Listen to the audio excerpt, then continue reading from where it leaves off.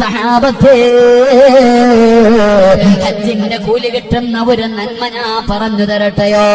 വേണോ ചെറുപ്പക്കാരാ, ഉപ്പമാരെ, ഉമ്മമാരെ, ഹജ്ജിന്റെ പ്രതിഫലം കിട്ടുന്ന ഒരു നന്മ നിനക്ക് വേണോ? ഹജ്ജ് ചെയ്യാൻ വല്ലാത്ത കൊതിയല്ലേ? റബ്ബിനോട് ദുആ ചെയ്യാറില്ലേ? എന്റെ കയ്യിൽ പൈസ ഇല്ലെന്ന് പറഞ്ഞ് സങ്കടപ്പെടുന്ന പെങ്ങളെ, ഹജ്ജിന്റെ കൂലി കിട്ടുന്ന ഒരു നന്മ നബി തങ്ങൾ പറയുകയാ.